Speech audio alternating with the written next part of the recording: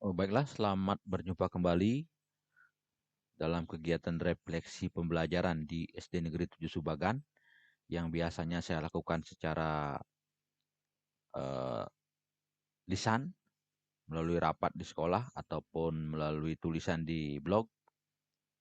Saat ini saya mencoba membuat video untuk kegiatan refleksi karena menurut saya lebih efektif ya dengan refleksi langsung melalui video. Jadi singkat cerita, ini adalah tampilan Google Classroom kelas 6. Jadi sudah tampil beberapa topik terakhir dari KBM 73 jadi hari Rabu. Ini tanggal 7 April jadi untuk besok ya. Jadi kalau kita lihat minggu lalu mulai hari Senin mungkin saya dapat kasih gambaran ada tampilan absen, lalu kegiatan awal, tugas dan kegiatan akhir ya. Kalau kita lihat salah satu subtopik tugas yang diberikan kepada siswa ini terkait dengan literasi jadi bahasa Indonesia. Mungkin masukan yang bisa saya berikan adalah nanti tolong pengetikannya agak diperbaiki sehingga dia agak kelihatan rapi gitu. Jadi kalau penyampaian salam dan isi deskripsi tugas sudah bagus sekali dan sudah ada disajikan media. Tapi sayang yang tugas yang disetorkan mungkin ini dilakukan melalui WA ya. Jadi lain kali penyetoran tugasnya langsung saja di sini karena lebih efektif. Jadi langsung dinilai gitu. Berikutnya ke tampilan pembelajaran hari Selasa 30 Maret 2021 juga ada tugas, ada absen, ada kegiatan awal, ada kegiatan akhir. Jadi kalau kita lihat tugasnya juga sama, jadi tata cara pengetikan mohon diperbaiki. Di sini juga sudah ada video. Kalau videonya kalau bisa nanti buatan sendiri ya. Ini mungkin masih sumbernya ada di internet, tapi tidak apa-apa, sudah bagus. Jadi dapat membantu anak-anak dalam belajar. Berikutnya hari Rabu, ini sudah ada juga tugas. Kalau kita lihat tugasnya ya juga ada sudah video. Ini coba kita lihat hari Sabtu. Nah, di sini ada tugas evaluasi yang memuat pertanyaan-pertanyaan yang saya arahkan untuk sedikit high level order thinking skill, jadi lebih kepada bernuansa AKM.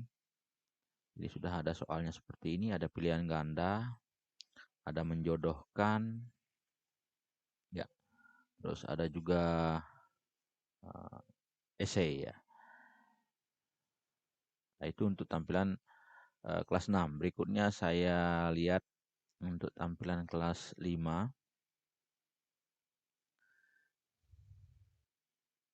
Kalau kita lihat di tugasnya juga sudah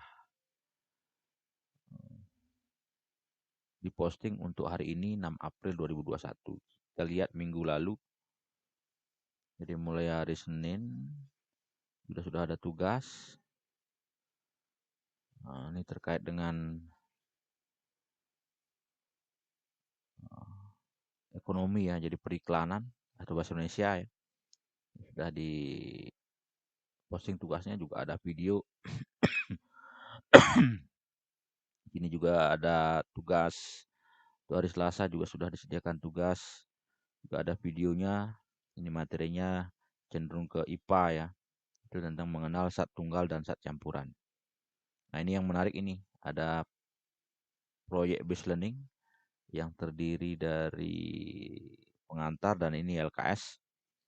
Di LKS juga sudah lengkap dari tujuan, alat bahan, langkah kegiatan sampai dengan tabel pengamatan.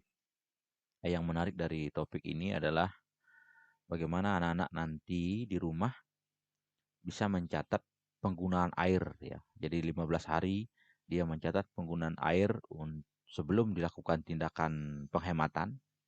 Jadi 15 hari berikutnya adalah pencatatan air untuk tindakan penghematan. Ini sudah Tiang kasih masukan pada waktu perbaikan rencana pembelajaran terdahulu. Jadi sudah diadopsi di Google Classroom, jadi sudah ditugaskan pada anak-anak.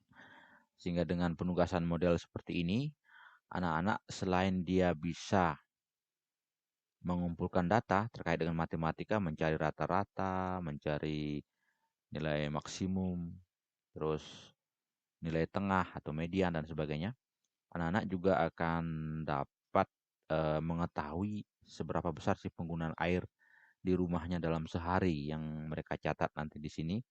Terus mereka nanti bandingkan jika sudah terjadi penghematan. Hal ini akan sangat positif sekali eh, bagi anak-anak karena telah memiliki sikap peduli dengan upaya penghematan air gitu. Jadi orang tuanya pun akan sangat senang sekali kalau model pembelajaran ini dilakukan karena si anak ini akan menjadi agen perubahan secara tidak langsung akan mempengaruhi sikap daripada anggota warga di rumahnya dalam upaya menghemat air. Apalagi ini adalah tugas sekolah gitu sehingga nanti ada perbedaan pemakaian sebelum dan sesudah. Ini jelas akan berpengaruh kepada pengeluaran uang yang akan dikeluarkan oleh orang tua dalam membayar air gitu. Ini kan sangat bermanfaat sekali. Jadi sudah bagus sekali. Berikutnya hari setelah pengamatan, ya, di atasnya pada hari Kamis. Jadi ada di sini juga sudah diberikan tugas. Ada soal bahasa Indonesia, ada agama Hindu, ada PJOK juga. Hari Sabtu, di sini ada evaluasi. Evaluasi yang disajikan pun saya harapkan lebih bernuansa kepada soal-soal yang high order thinking skill, jadi bernuansa AKM.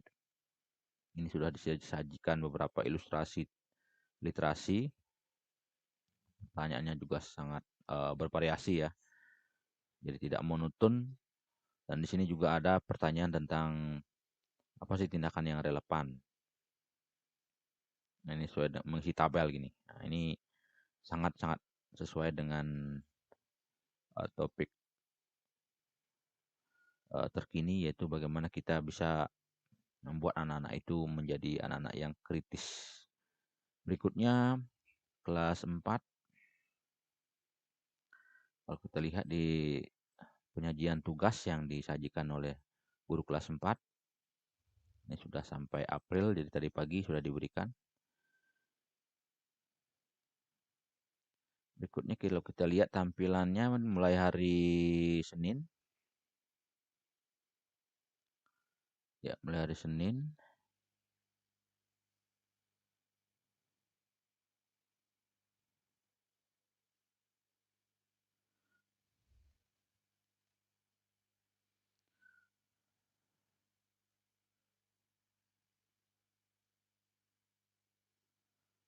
Mulai hari Senin sudah ada disajikan topik tentang materi SPDP. Nah, yang perlu saya tekankan di sini adalah tentang bagaimana nanti guru melakukan penyajian materi, terutama yang diketik. Kalau kita lihat di sini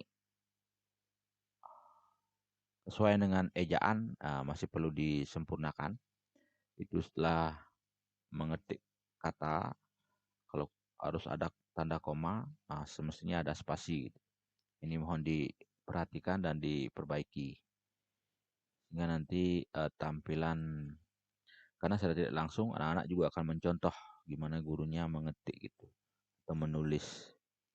Di sini juga sudah disajikan materi banyak sekali terkait dengan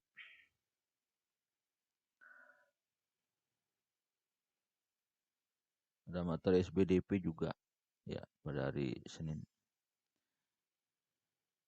Yaitu untuk kelas 4. Jadi masukan yang saya berikan itu ke tahapan pengetikannya mohon diperbaiki. Sementara untuk penyajian materi ada video dan gambar sudah sangat bagus sekali. Dan soal-soalnya kalau saya lihat juga sebagian besar sudah menampilkan soal yang bernuansa asesmen nasional ya, asesmen kompetisi minimum. Jadi anak-anak nanti juga akan berpikir lebih mendalam ketika berupaya menjawab soal. Jadi tidak langsung menjawab dengan singkat ataupun pilihan ganda yang jawabannya hanya mengukur tingkat kognisi yang rendah ya. Kalau dengan model seperti misalkan saya contohkan soalnya, nah ini adalah salah satu soal yang disajikan pada hari Sabtu kemarin. Ini ada soal latihan.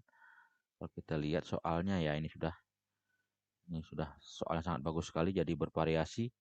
Disajikan juga gambar, ada juga stimulus soal sebelum langsung menjawab soalnya, berupa literasi, teks literasi ya. Kalau kayaknya ini adalah literasi informasi ya. Nah, ini lebih cenderung ke literasi informasi. Jadi bukan fiksi. Jadi ini ada pertanyaan pilihan ganda, ada juga uraian. Nah, yang menarik ini ada namanya pilihan ganda kompleks ya. Jadi pilihan jawabannya bisa yang benar itu bisa lebih dari satu. Nah, ini ada pertanyaan uraian. Nah, sudah bagus sekali. Berikutnya kita coba ke kelas rendah ya. Kita coba ke kelas 3. Eh, di penyajian materi juga sudah sampai hari oh, ini sudah sampai hari Sabtu ya. Nah, ini bagus sekali sudah sampai hari Sabtu. Berarti tanggal 10 April. Posting materinya sudah sampai hari Sabtu. Kalau kita lihat hari Sabtu sebelumnya, ini juga sudah ada, karena hari Sabtu itu adalah evaluasi secara menyeluruh proses pembelajaran dalam satu subtema. Jadi kalau kita lihat evaluasinya ini, jadi sudah menyesuaikan dengan materi yang diberikan. Cuman di sini soalnya masih ya mohon nanti soalnya agak kritis sedikit karena tipe-tipe soal yang dapat diberikan supaya anak-anak itu menjawab itu menggunakan nalarnya, misalkan seperti ini. Kaki burung Garuda mencengkeram sebuah pita yang bertuliskan semboyan bangsa Indonesia, yaitu titik-titik. Nah, ini kan masih sangat gampang sekali dijawab oleh anak-anak. Gitu. Ya, kalau ini anak-anak yang malas berpikir, dia akan mencari jawabannya di Google. Gitu. Ini kan bukan malah mendidik ya, tapi justru akan mengajari mereka mencontek, ya. Mencari informasi yang instan, tidak menggunakan nalarnya. Di sini semestinya soalnya ini dirubah gitu. Jadi bisa jadi pilihan ganda kompleks di mana misalkan begini, kaki burung Garuda mencengkram sebuah pita yang bertuliskan semboyan bangsa Indonesia, yaitu A, B, C, D. Ada pilihannya misalkan 5, dan masing-masing pernyataan itu kita acak sehingga ada hanya satu pernyataan yang benar, atau dibuat sedemikian rupa ada 4 pernyataan yang benar sehingga satu yang salah. Atau bisa juga dengan kalau Pancasila burung Garuda ini kan bisa juga dengan menjodohkan ya. Dengan menjodohkan. Misalkan ditampilkan burung Garuda sehingga nanti di sebelah kanannya ditampilkan makna dari masing-masing simbol di burung Garuda itu sehingga anak-anak nanti memberikan tanda atau garis atau tanda panah ke mana yang lebih cocok. Ini cocoknya ke menjodohkan ya. Mohon kepada guru kelas 3 ini bisa diubah atau soalnya nanti diperbaiki lagi supaya nanti betul-betul anak itu dalam menjawab soal itu tidak hanya secara kognitif, jadi bisa diarahkan untuk lebih menggunakan nalar ya. Itu untuk Sabtu lalu ya. Kalau hari Senin lalu hari Senin kemarin ini juga ada materi tentang literasi juga sudah.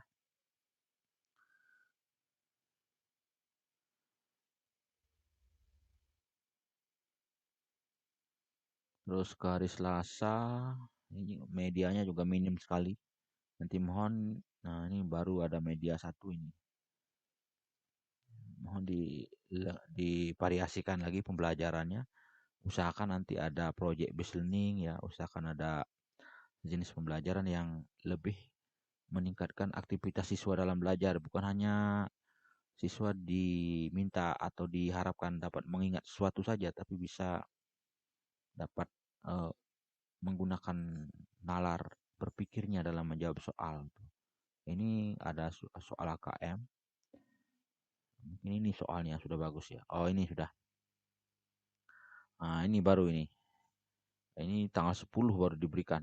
Ya, ini sebagai latihan ya sudah bagus juga soalnya. Ada teksnya, terus ada pertanyaan esai. Ini kayaknya pertanyaan terbuka ya. Mengapa Anto dikatakan soal ya enggak. Jadi ini pertanyaan tertutup yang sudah ada di teksnya ya. Berikutnya di sini ada pantun, mencari makna dari pantun. Berikutnya ada ini apa nih? Menjodohkan, sehingga bangun di sebelah kanan. Ya, maksud saya sebelah kiri. Nanti kalau dipasangkan dengan yang di sebelah kanan itu yang mana yang cocok? Ah, sudah bagus ini. Ini ada gambar mobil. Di sini diminta untuk menemukan bangun datar di bangun. Ya, sudah bagus soalnya ini, cuman di sebelum-sebelumnya itu mohon agak nanti berikutnya pada pertemuan berikutnya supaya dipertahankan soal sejenis ini sehingga tidak monoton hanya memberi anak-anak kepada soal yang kognitifnya tingkat rendah gitu. Jadi anak-anak dapat menjawab soal dengan menggunakan nalar lebih banyak. Apalagi sifatnya kontekstual sehingga seperti yang di kelas 5 tadi itu. Jadi ada LKS, terus nanti bermanfaat bagi anak untuk menghemat air dan jenis-jenis itulah. Jadi tidak, tapi memang perlu kita berpikir ya, perlu kita agak berpikir dalam membuat soal, dalam menyusun sebuah rencana pembelajaran yang ujungnya nanti terakhir dievaluasi dengan soal itu kita harus juga berpikir gitu. Jadi tidak bisa kita instan atau mencontek dari buku materi-materi itu. Jadi kita harus kembangkan, inovasikan. Berikutnya kelas 2. Kalau kita lihat dari proses pembelajaran kelas 2, kita mulai dari hari Senin. Itu ada PKN. Ini juga sudah ada literasi, sudah ada pengantar dari gurunya yang lumayan panjang. Semoga aja dibaca oleh anak-anak ya. Sehingga nanti dia bisa menyelesaikan tugasnya. Kalau kita lihat ya sudah lumayan banyak yang jawab nih. Ya, sudah banyak yang jawab ya dari sekian anak. Berikutnya kalau kita lihat lagi ke hari Selasa ya ada matematika, terus ini juga lumayan panjang ya. Literasinya. Jadi anak kalau kalau seperti ini naskah materinya, anak-anak cenderung akan selain dia melatih kecepatan membaca juga memahami makna. Ini sudah dibagus ini. Jadi tugas yang diserahkan juga sudah lumayan, jadi 14 orang. Ya. Berikutnya adalah hari Rabu. Hari Rabu ini agama ya, juga sudah ada ilustrasi literasinya, jadi tidak langsung disuruh menjawab anak-anak, jadi sudah ada literasinya. Ini juga ada sudah soal menjodohkan. Ini bahasa Bali juga sudah ada stimulusnya. Ya, lumayan bagus. Berikutnya untuk soal evaluasi menyeluruh hari Sabtu. Ini sudah saya lihat.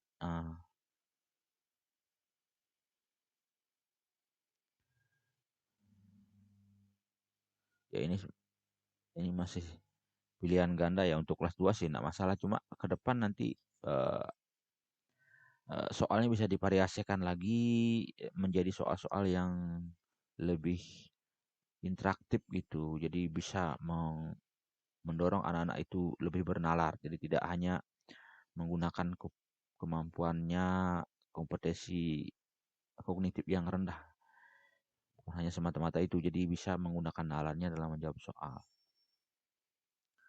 Di sini juga sudah ada materi yang lumayan panjang. Sudah ada media juga.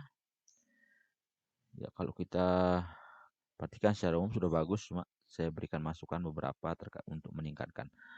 Berikutnya saya coba cek untuk kelas 1. Untuk kelas 1